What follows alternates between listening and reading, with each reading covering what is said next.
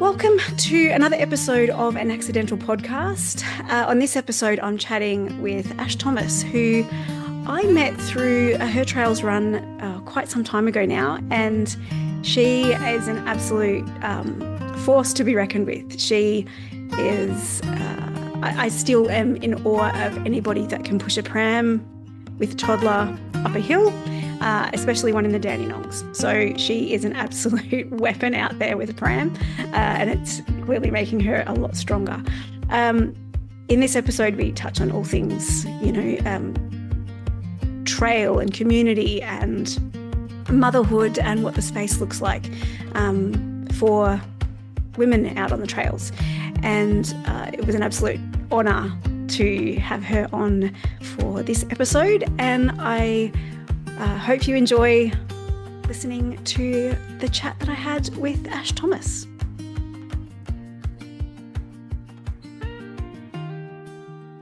There we go. And we're live. Okay, here we are on, I don't know which episode this will actually be, so I haven't worked that bit out yet. But here we are at another episode of An Accidental Podcast. And we've got Ash Thomas with us this time. So we're going to learn a lot of things about her journey in the trail space and how she got started and all of the adventures it's taken her on and all of the things that have happened in the time that, probably even I've known you. So welcome, Ash. Thanks for having me, Em. Always have time for you. Oh, I love it. I love hanging out with you on the trails, but this is nice. We get to see each other in our, daily wear. Haven't got the activewear, or maybe I do have activewear on, you can't tell. So first of all, maybe give us a bit of background. So what got you into the trail space? What got you into trail running or even running in general? Did running come first, road running, trail running? Probably weirdly treadmill running came first for me. So a bit of a background, which when people see me run, they probably makes sense now, but so I was born with my right foot deformed, so I always struggled with pain and movement growing up, and then went into podiatry as a result. And when I was 21, I had pretty major surgery on my right foot, and I started going to the gym because the treadmill was predictable terrain. It didn't hurt as much. There wasn't any bumps and things, and I kind of went from walking to a little bit faster. And then one day, one of my trainers, he said, I know you've got the day off. I've organised you meeting two of the boys out the front at 12 o'clock and they're going to take you for a run. Anyway. Nothing like getting thrown straight into it. That's right. I'd never even run outdoors at this point. Yeah. And anyway, so two very fit blokes met me out the front of the Q gym at 12 o'clock, and they took me on a 8K trail run, which is probably the run that I've held on for dear life for the longest ever. And that was a bit of a awakening. So I started running outside from them, but more road. Yeah. Living in Kew, there was more roads around there. And then it wasn't till kind of that weird COVID period post my first son. I think I'd followed Zam Gash for a while, and then I'd seen her kind of launch the initial Her Trails, but had no idea hadn't paid enough attention to know what it was about. And then she was launching the second half marathon program, which is the longest that kind of existed back then. And then, just from my home, lucky enough to kind of back onto a trail. And as we got longer, instead of heading towards the roads, I just crept a little bit more towards the mountains. You were like the part of the OG Her Trails then, yeah? Yeah, there's a few of us still around. But the OG, not the very first days, but second days. Cool. Okay. So you jumped in on the programs that she was launching. Yeah. And was that for like to get a little bit of structure around it, or to like find community? What was that primarily? Initially it was just about being told what to do. It's nice Yeah. to kind of look at a day, be like, okay, this is my mission for today. It was probably postpartum, weird Yeah. lockdown times. Yeah. The first moments of looking outside of my family to like my one thing for like me in that time Yeah. that I was Yeah. going to aim for. And then it kind of just grew from there. Yeah. Yeah. Yeah. Because I met you just after you had your second. Yeah. Yes. Yeah. Yeah, on that very first or one of the Yeah. very early group runs that Her Trail started out in the Yeah. Dandenongs. You carried It me, was, held me at the back of the pack for oh, a that's big season. I love the back of the pack. It's my place. I feel like everybody's leaving me now. All the people I Oh, started no. with, everyone's moving forward. It felt like it was so was that a very conscious thing? So after you had your son and then you had your little girl, Mm-hmm. you've sort of very consciously stepped back into that space as well with the trails as a goal, or what did that kind of I think it was more for me. It wasn't necessarily the was running. time for you? Yeah.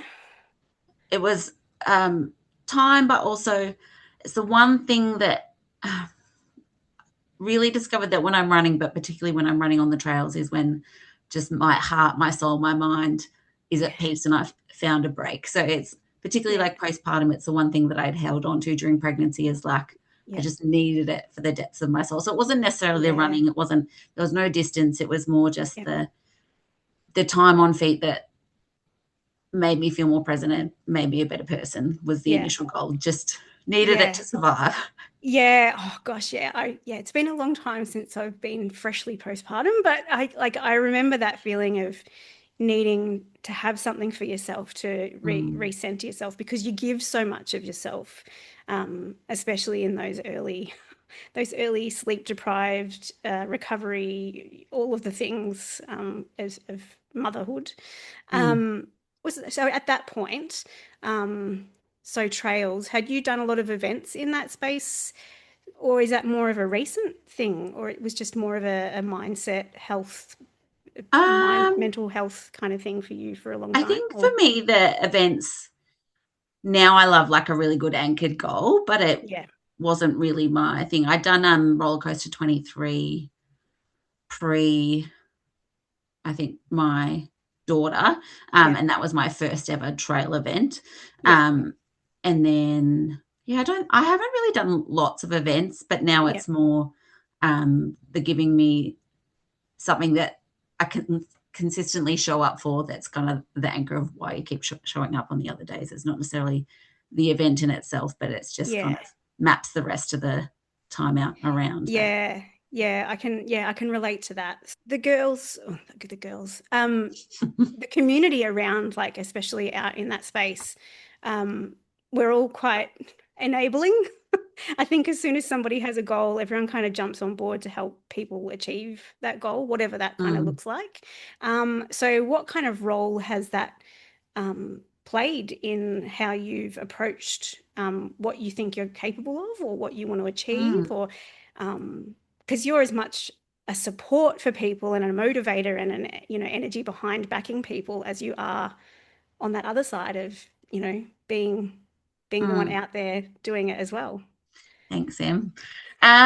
Yeah, I think for me, I've always kind of had a capability to like cheer others and see um, strengths, despite the fact that often I didn't feel like I matched their Yeah, yeah, energy or capabilities. But one of the biggest things for me was just our local park run, yeah, and the fact that a few of the Her Trails girls would show up, and often I'd have a pram, potentially two kids in tow. yeah, And there's three or four girls in particular that would just, no words, just like step yeah, in beside me, match my pace. yeah, Kirsty, yeah, a lot of people listening to this would know Kirsty, and she'd just rock up and she'd say, like, what do you need? Like, what do you need today? yeah, Do you need me to take a pram and you get some leg yeah, time and get your heart yeah, pounding a little bit more? Do you yeah, need no words? Do you like need some chit yeah, chat? I think the fact that I was juggling for a long time, kids, work, I was back at uni. yeah, So that running moment was the cup filling. So I think those voices, whether they're just a voices or a presence beside me, was just huge. Yeah, I'm going to get emotional because No, I can relate to that. Like, it's such a good space. There because I know the people that you're speaking of, and I'm hoping to get them on the podcast at some point as well. Because when I think of the community and I think of the people around, and there are no words said, suddenly they're just right beside you and they're matching your pace, and they kind of feed off or give you energy, and can, uplift you and or just meet you where you're at. So yeah, and I think that's a really powerful thing that community in the trails is. And just being on the trails makes it, like you can't have a bad day. Even if you're having a bad day, you can't, everything just seems a little bit more, there's a perspective of I'm part of something much bigger than myself, and it's a powerful place and community to be amongst. So then what, in thinking about, what was your first sort of event back, or what was your first big goal that maybe scared you? And what was the driving force behind that? I think my first real goal was during the Surf Coast Century, the relay. And I'd chosen I think my leg was 28 kilometres, and that was a big thing for me because back in the day I'd trained for the Melbourne Marathon, doing the marathon, and my knee had played up, and the furthest I ever got to training was like 27 kilometres. So doing the 28 felt like a big thing. But even now, like, we're coming up to Surf Coast again, and it was approximately like 2 years ago from now. I still remember that there was one of the runs before that I call my like demon run.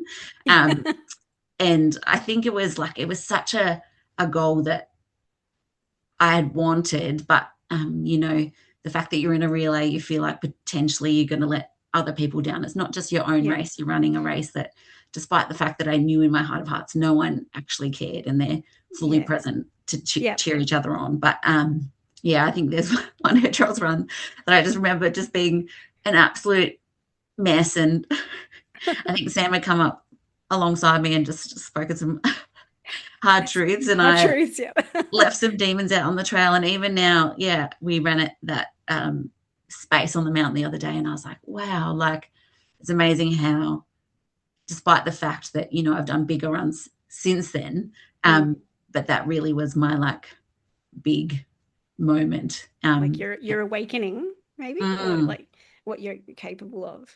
Exactly, just knowing that you've just got, like, you can show up and everyone is cheering as loudly for your goals as well as their own goals. So it's you put a lot of pressure on yourself, but really, like, everyone just wants you to win no matter what it looks like. Yeah. And I think like relays are so good in that space as well, because it gives you a bit of a taste of what the bigger thing is, or like, if you're wanting to go to bigger things, it gives you a good taste of an event. It gives you a good accountability as well. So on the days where maybe you don't want to show up and it's really hard, you're like, well, I've got people that are relying on me as well, and I want to step out there and get it done. And having that support network around you during the relay as well, because I still remember that photo of you and that just like that joy on the face of like, my 6 chins, because I was so stoked on that. It's so funny, like I don't see that, but and I think finishing that 28 Ks, I'd really felt like I'd won. And then doing roller coaster 46, I think it was only a month later, and I think with kids being sick and things, 28K was the furthest I'd done before 46, but it just reframed a whole lot of things. I was just out there for a play. That's all I know. A very muddy play that day. You got a very playful day. That was pretty cool. I remember watching your progress remotely, and I'm just like, there was so many people backing you on that and cheering you on, and it was such a that's a course. It is. That's a whole thing. Kudos to you. tackling that one in the wet because I didn't like it in the dry. So No, I've still never done a run like it. I think I spent half my energy just staying upright in the mud. yeah. On that, like physically, like how has your foot, your ankle, how Mm. has that played a role in maybe what you choose to does it hold you back in any way, or do you just adapt around it now that it's been sometime? I'm assuming it's like Mm. a lot stronger and stuff, but I'm guessing Mm. that's something that you've always got to consider. Yeah, 100%. I think the fact that I have my podiatry skill set backing me, I It's like, generally am pretty good at tweaking things or knowing now when to like modify something pre it becoming a bad thing or injuring something else. yeah, I think I've really discovered that trails and the undulations versus a road or a flat repetitive motion, I definitely pull up more sore from flat, but yeah, thankful now that I have that more the fitness that can do the ups and the downs and the hills, but just really that moving and changing terrain that's not the same forces through the fusion in my foot yeah, is much better. I think the only moment that really made me kind of a little bit undone was during the Surf Coast 50K last year. yeah, And they kind of, I'd watched the race debriefs, but they hadn't really disclosed that there was pretty much 3K of teetering on rocks that were yeah, not large. yeah, And the fact that the motion that I struggle with most in my foot isn't just like an up down, it's more that side to side, and that's what you have yeah, to adapt to on the rocks. So I thought yeah. I was done, but then as I said to a couple of people in that race after I'd finished that, I got bitch slapped by a massive wave That's right. and had a large awakening, and then I was fine. Yeah, Definitely, but I think I've got a completely different pain threshold for that versus other injuries because it's been something that I've just carried always. So yeah, versus like a blister, yeah, they make me come undone. yeah, But I'm pretty resilient in regards to it because I know that it's fine. It'll be sore. I won't be yeah, able to walk after a race, but the next day I'll be fine. yeah, yeah, right. So are you happy about coming into, because you're doing Surf Coast 50 again this year? Are Mm. you happy about it being the other end? I'm so stoked. I was really mad at that race and was never, ever, ever doing it again. But when they changed it to the 50K was the legs 3 and 4. Well, I'm like, Yeah, well, you've got to finish the whole piece. You've got yeah, to do it. yeah, But yeah. It's just a um, different kind of, I guess the sand doesn't bother you as much, you know, mm, doing I'm just 3K on hoping there sand. isn't some real tricky terrain that they haven't disclosed again. But we'll find out on the day. I'll be fine. Yeah, I can't think of it because I've done that 50 part and I'm like, Mm, I think you'll be fine. There's not the rocks like that mm. first bit.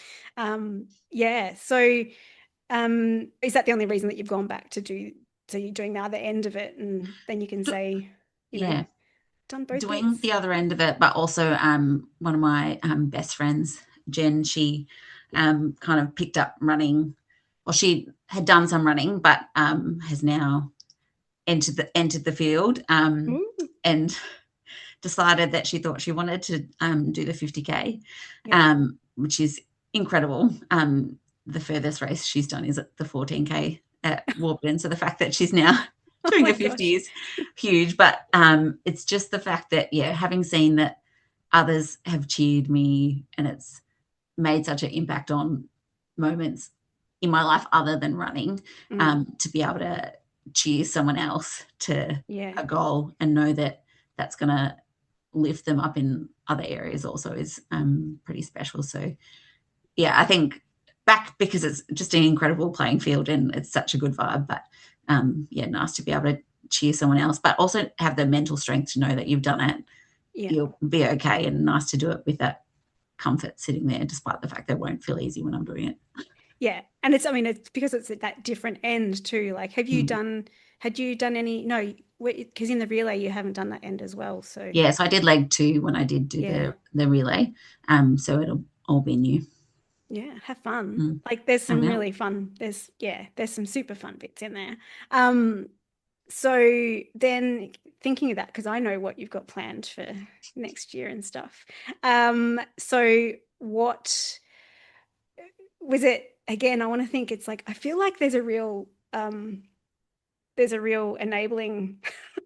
enablement amongst us all where we're like, I'm going to do this and I'm going to try this. And everyone's like, yeah, all right, let's go. Like, let's all get on behind it. And it makes it, um, you stepping into it, you're not doing it alone, right? So you're stepping Mm-mm. into these spaces and you're surrounded by people that are there cheering you, and you lift them up when they're down and they'll lift you up when you're down and all of that kind of stuff. And that's built into, I guess, the training as well. So do you want to tell us what you've got planned for big scary goals for next year? Whether it's scary or crazy, but yeah. So I post Surf Coast, I'll have a little mini siesta, and then building towards Tarawera. I never know if I've said that right, but Yeah, me neither. um, the 100K, and I Yeah. think that one's a really exciting thing for me because even for a trail run, I think I'd followed their Facebook page and I was like, oh, that looks incredible. But Mm, now the more that I've got into trails, being like, oh, it actually still looks incredible. yeah. But I'd always said, particularly more with my foot and looking after the rest of my body, being able to, I need my joints long Yeah. term. Yeah. I'd always said I wouldn't do 100. I didn't think it was wise. And then Good Friday, our little local Croydon crew went out for a Yeah. coffee poster run. And Liz, she's like, well, why don't you do the 100? And I was like, oh, well, I don't actually know why. I think for me, like you're going international, you may as well Yeah. go big. But also most of the 100Ks here are post winter, and that's when Yeah. my body and my fusion and my um, teetering on injury is a lot Mm, higher. So the yeah. fact that it's February, it's post summer, that's when I run my best, that's when I'm Mm, the least injured. yeah. I figured why not, but also part of my journey that some others would have experienced the same, finding out late last year that I had ADHD and being medicated for the last season. One of the biggest things that it's changed for me is a lot of the negative voices are gone when I'm running. So knowing 100K, I'm like, oh, I think I just get in my head too much. Like there's too Yeah. much time that I will have the ability to talk myself down or out, Yeah. or Yeah. but knowing that extra little tool for me, at least for a good chunk of the day, will Yeah. quiet the negative voices, Yeah.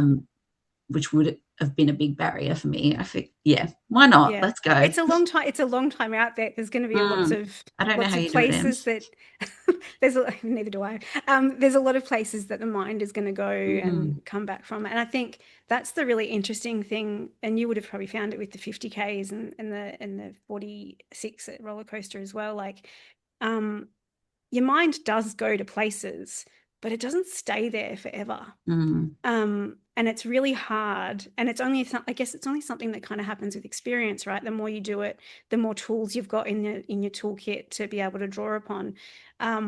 But in in that moment of doubt or what am I doing, if you're able to remind yourself that actually this isn't going to be forever, I am mm, going to come out the other side of this. And when you do, when something does pull you out like a wave, you kind of you're brought back to the present. And you're like, okay, all right, one step at a time. Let's see how it go. mm. So, and how many of your Croydon crew, or how many are doing the 100? There's a fair chunk, yeah. I think there might be 6 of us doing the Yeah. 100. Yeah. So knowing, even if we're not together, that there's Other people faces that you love suffering. living the same journey is Yeah. a pretty incredible thing. Yeah. Yeah. It's going to be a pretty remarkable debrief, regardless Mm, of what the day brings and what the journey looks like. I think it's going to be really interesting. And I think that's really cool as well, having um, friends and like-minded people at the end of that to be able to debrief and talk it out with as well, because I think there's a lot that comes after as well. Like you would know after events and things like that, that there's a bit of a flat spot afterwards. You know, you invest so much time and energy into something, and then afterwards it's kind of it's all over. And having people to share with and debrief with can make a huge difference. So where would you say like your favorite places to run? Like, is it local? Have you how far afield have you gone on the trails? Not real far. I think, I don't know, the I wouldn't necessarily call it the burden, but knowing that, you know, parenting generally awaits me after Yes. a long run.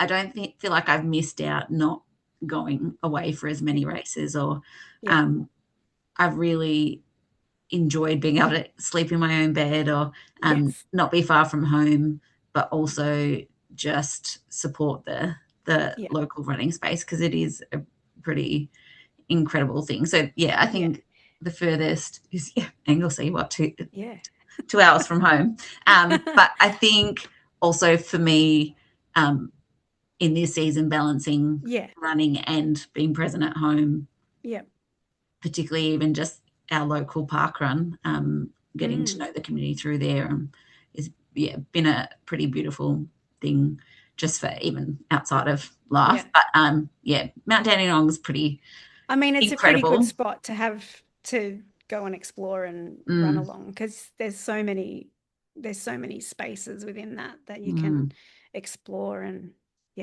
and there's lyrebirds, and there's mist and cockies, and it's beautiful to run out there. It evolves. It's like a completely different space depending on what hour you go through, what season you go through. There'll be lots of other trails ahead, but Mount Dandenong, or the local loop around the Dorset golf course is pretty lovely for now. But I think like you were saying, like, of course, you like the season that you're in is going to look different to the season that somebody else is in, and what that allows for them to look at doing, or, you know, it evolves and it changes. And because you take your kids out too, right? So how has that impacted? How do you think that impacts how they function, see you, because they see you out there doing stuff, right? They see you like one of the I can't fathom how you can push the pram up some of those hills that you push them up.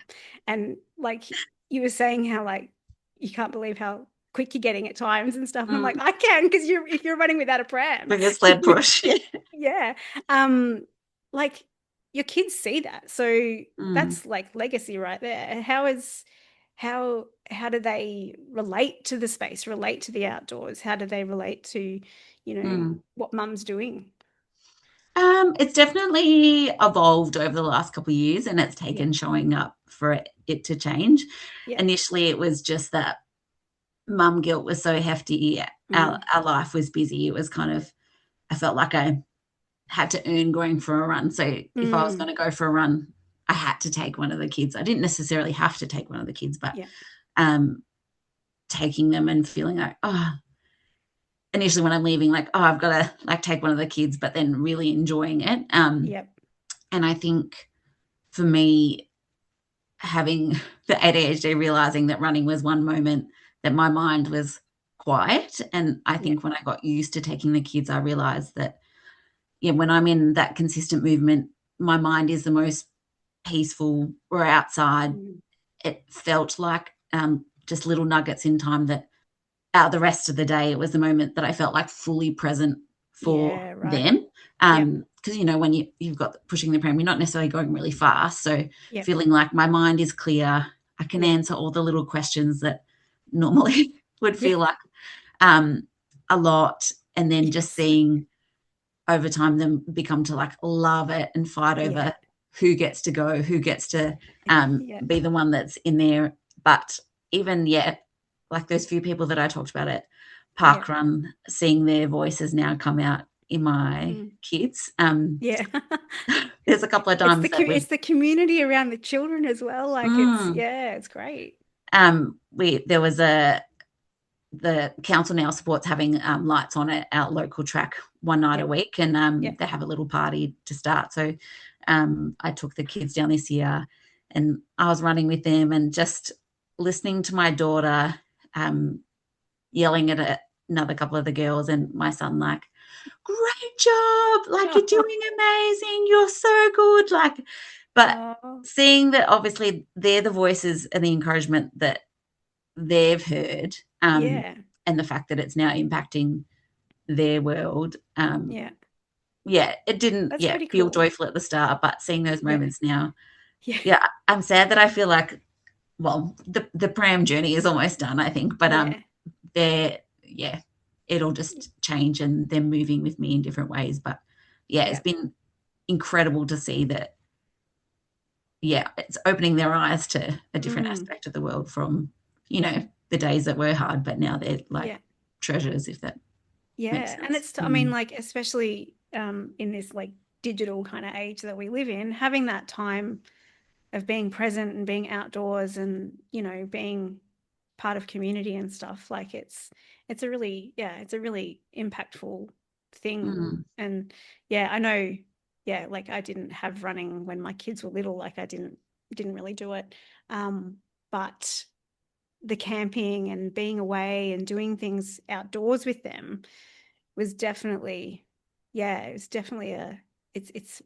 shaped their interaction with the world. So could you have imagined yourself, like, so when you were younger, could you have imagined yourself doing what you're doing now, especially with the physical setback that you had?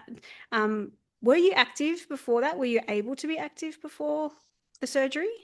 I generally had pain, and I think Mum probably thought she was doing the best thing, but Mum just used to write me like a year-long sick certificate not to do sport. But I think sometimes I think that was probably her fears surrounding it, not necessarily mine. But it's a weird nightmare to have. But my biggest nightmare that I would have growing up is that I would have a dream that I was running.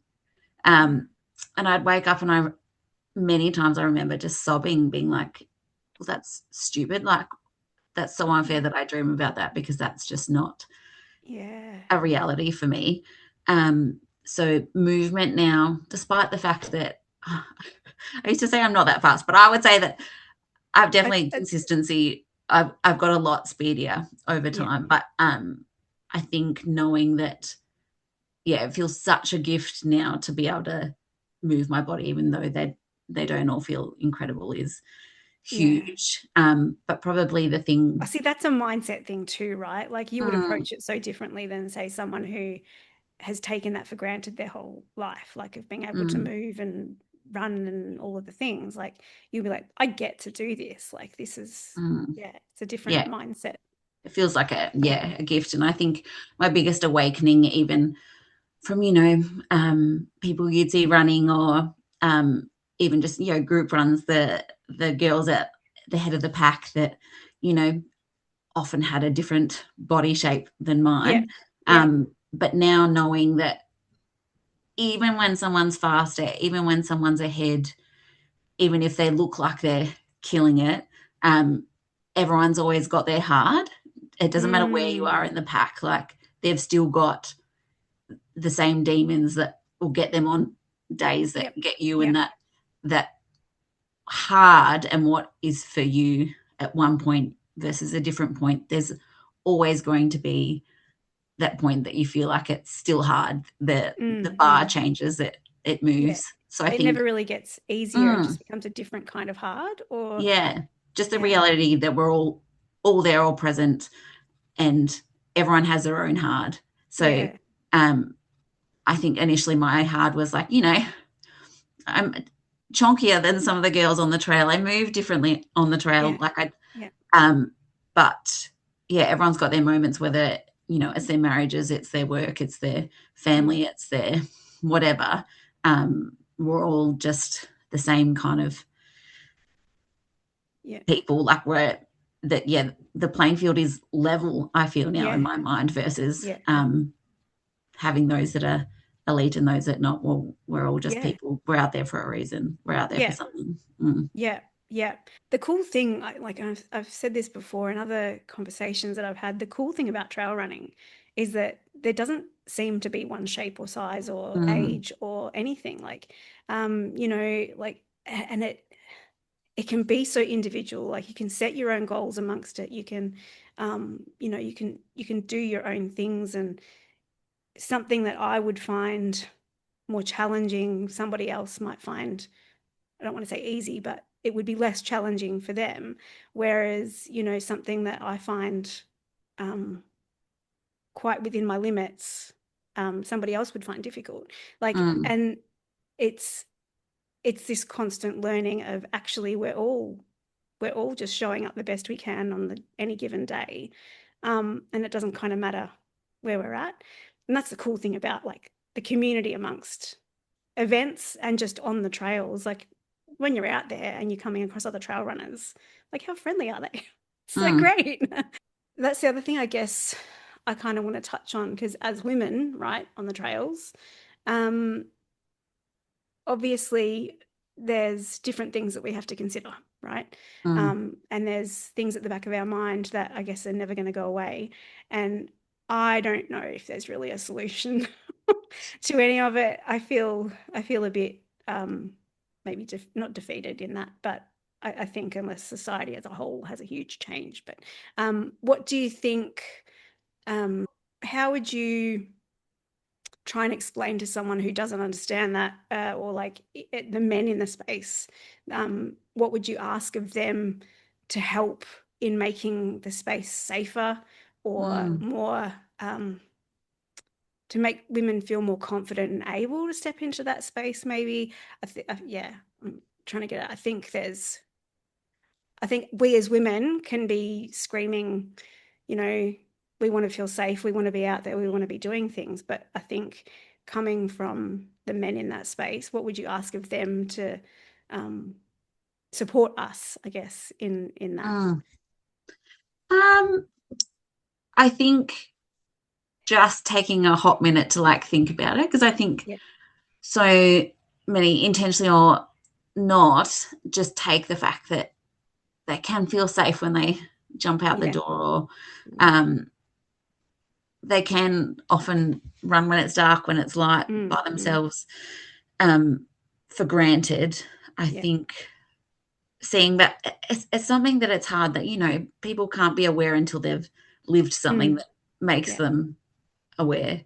Yeah. Um, but I think even in just the last couple of years, like, have really seen that,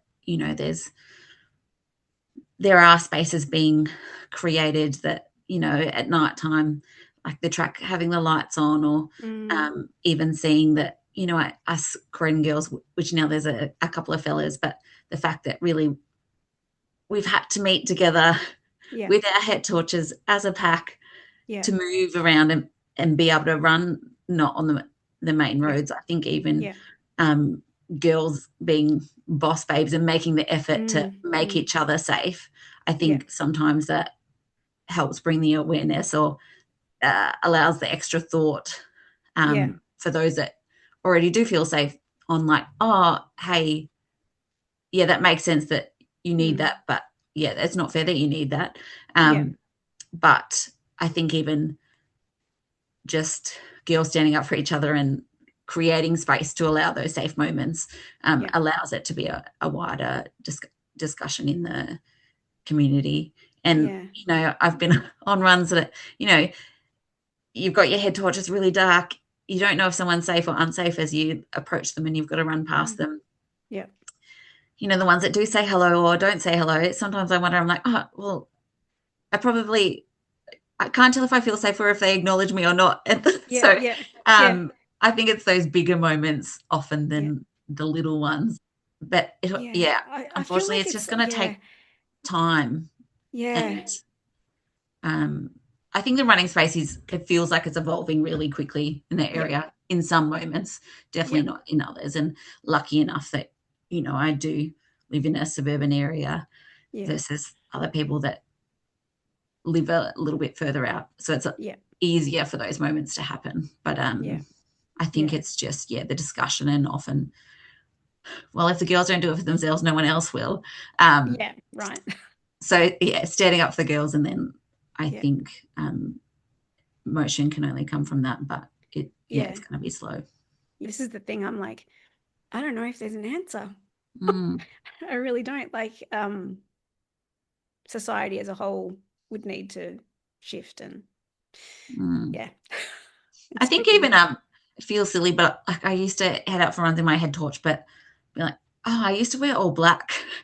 Yeah. But even now, I think being like, almost like I didn't want to be seen, but now, I'm like, I dress in my light clothing, I put my head Yeah. torch on.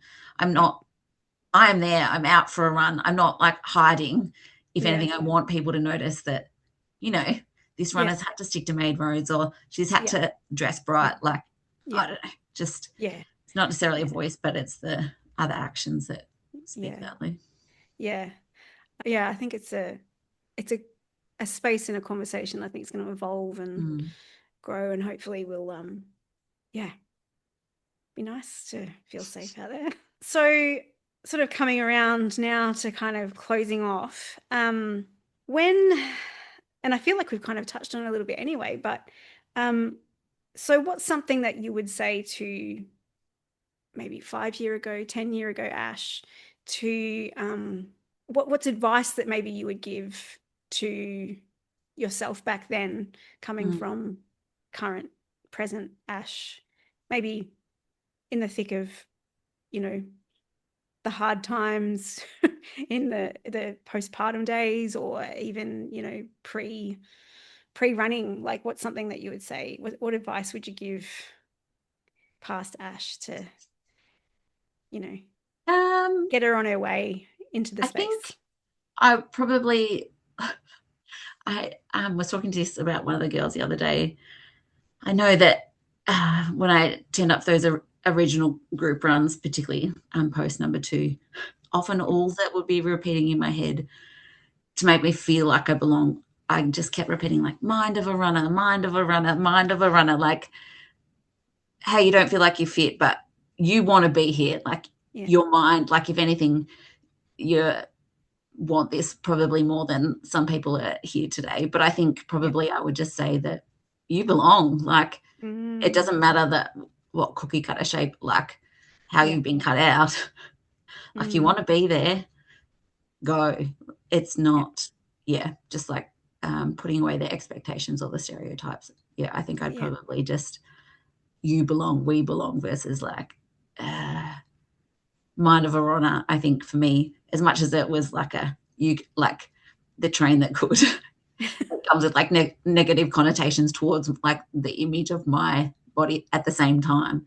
So I think it's more just encompassing, being like, you belong. Anyone who wants to be there belongs. It doesn't matter the state of your mind, the state of your heart, the body, the vessel that you live in. If you have a desire to be there, you belong. Just do it. On that, have you found that your relationship to your physical shell, that we all exist in our own, have you found that your relationship to that has changed since stepping into spaces, being, because like there's definitely something that comes from feeling strong and capable? I think I've almost, I don't know if it's the right word, but dissociated from my external body. In a way that I'm like, it's going to sound like I'm a bit too like cocky, but like sometimes I'm like, you are fierce, like you are strong, like I'm not who I am on the outside. Like, I'm like, I just, I am a runner. Like I am.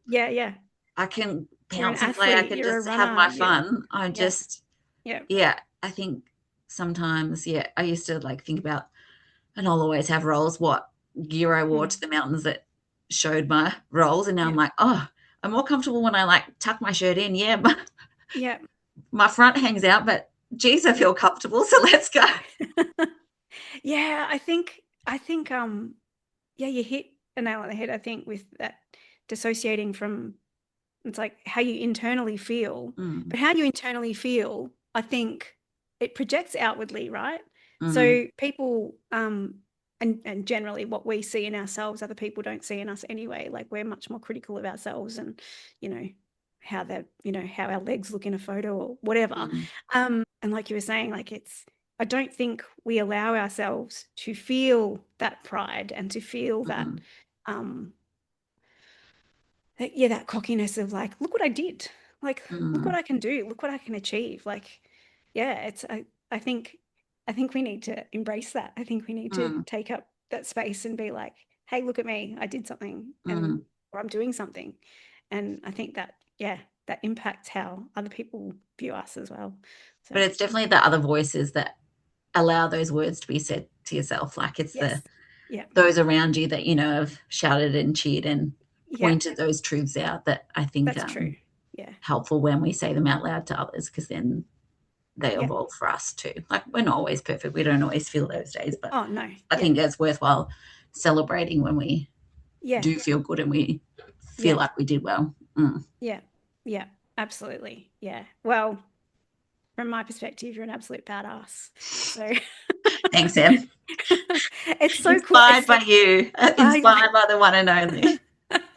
I think it's really cool. And like, I love seeing, like, I genuinely, like, through everything, like my career, my running, when I used to rock climb and stuff, like, I genuinely get excited for other people that are trying something hard, and then I love that moment. Like, you can almost see it at times where people are like, oh, hang on, I can do this. And it's so cool to like sit on the sidelines and cheer people on to get to that too. So, and it's great to watch you and, the other people within the community that are stepping into crazy, scary, huge things, and even the not big, scary, huge things, like the personal goals that, like, I want to run a fast 5K, or I want to run for,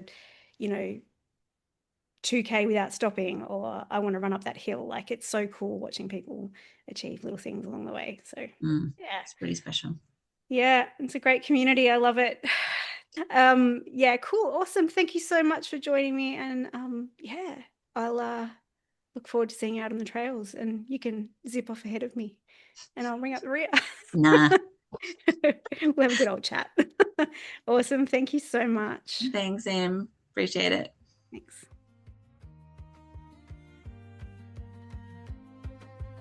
Thanks for listening to An Accidental Podcast with your host, me, Emily, an accidental runner, _accidental runner on Instagram. It was so cool to have Ash join me today for a conversation. The stars aligned and we were able to make it happen today, so I'm so grateful for that.